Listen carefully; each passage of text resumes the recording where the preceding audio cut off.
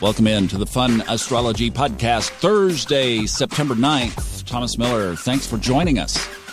We've got a great listener question today. We're going to talk about the position of the planets relative to the nodes of the moon. Now, I will mention for you yod-sensitive people that if you throw away the concept basically of orbs, which I think is a dangerous thing to do in this case, that we do have a wide yod in the sky today. And I mean, it is wide because at the base, the planets are 8 degrees apart, 7 degrees apart from each other. That's Uranus and Neptune.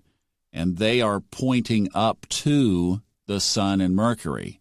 But again, the Sun and Mercury are 7 degrees apart. So if you wanted to stretch, and those of you that feel yods, if you're feeling this, then you feel wide aspect yods, because that's exactly what you have. I was looking also to see if there might be some obvious trigger for the 7.0 Mexico earthquake. I got to tell you, I even pulled up Mexico's chart, and I looked at the transits, I looked at the solar arcs.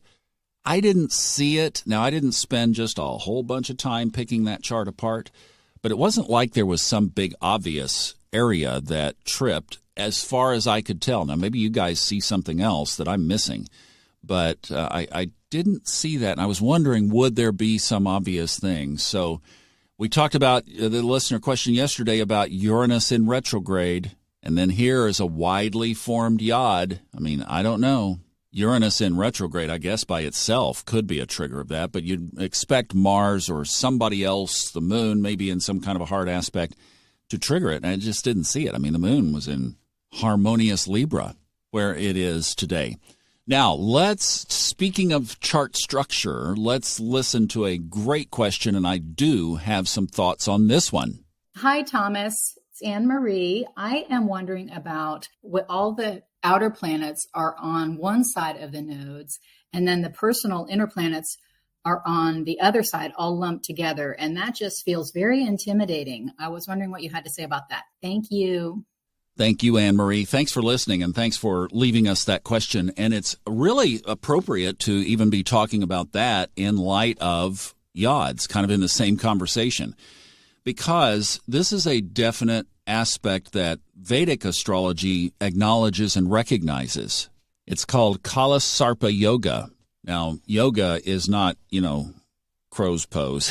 It's not that in Vedic astrology. It's what they basically call their setups and the meaning and the structure around them. But the Kala Sarpa is when you have all of the planets on one side of that nodal axis or the other. So the nodes of the moon are always opposite each other. So if you have a line, if you just took the nodes of the moon and you drew a line through the chart, you'd have an opposition line straight up and down, 180 degrees apart. If all of the planets are on one side of that line or another, that is considered Kala Sarpa Yoga. To my knowledge, Western astrology doesn't have a term or a name or even a meaning for this. Now, in Vedic astrology, you'll see different ways of interpreting it. Some people say, ooh, that's bad. Some people say, ooh, that's not so bad. Some people are kind of in the middle, like it's not that big of a deal. I think Anne Marie's observation is an excellent one. Number one, she's got her eye on the chart, so she's in tune with exactly where the planetary positions are, and observed quite astutely that all of the faster moving, as she said, personal planets, the Sun, the Moon, Mars, Mercury, Venus, are all on one side of that axis line, and they are. And all of the slow movers, Uranus, Neptune, Jupiter, Saturn, and Pluto, are all on the other side of the nodal axis line. A couple of weeks ago, we talked about the structure of the planets right now being favorable to throwing off these yods. And this is exactly why, because you have these fanned out planets.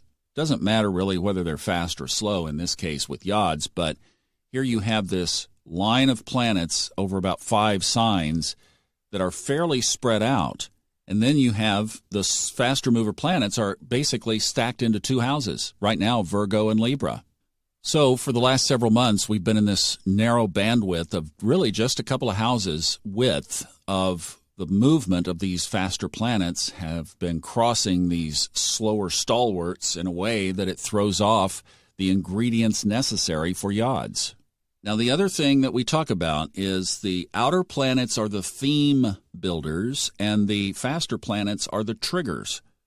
So yes, you would say that we have had more opportunities to trigger these themes. And that in and of itself could very likely be why so many people have been feeling the tension and the heaviness and the stress that we've all been feeling today. Might be coming from those triggers as these things are slowly starting to pop. And I know there are a lot of people that feel that something is just right around the corner. And then when you have a 7.0 Richter earthquake in a tourist population area of 1 million people, you take note. So rather than it being one thing or another, I subscribe to the more passive interpretation of the Kala Sarpa yoga, but there are a lot of people that say, boy, when you get the planets stacked on one side of the nodes or the other, look out. It's going to be a tough time. We just had that a while back. About a year ago, 9 months ago, something like that. We had the Kala Sarpa position where everybody was on one side of the nodes. And, it didn't lead to COVID. So Saturn and Pluto, to me, are a much bigger deal. That is, in my opinion, the big theme that we are still under and will be for a long time. But I do think that this is definitely a structure of triggers. I do think that there are triggers ahead. We did our solar arc practicum class last night, and I'm going to be assimilating some of the material from that. And I will be doing a video kind of putting all of this together, and I'll let you know when that's available. So all in all, I think not to make anything magnified of the fact that this is there, but to definitely know that we're in this trigger theme kind of setup in the chart, and we have been really since January, February, March, around March, springtime in the Northern Hemisphere. We've been in this position, and we will continue to be in it for a while. And if you think about it, we really don't move out of this position with all the slower planets on this side of the nodal axis for another several years, because the first one to move will be Uranus, and that's not going to happen for another about 5 years. So we've got this for quite a while, this structure. And you know what? We all chose to be here for this show. So you might as well pop some popcorn because our souls chose it. Have a good day. I'll see you back for Friday tomorrow.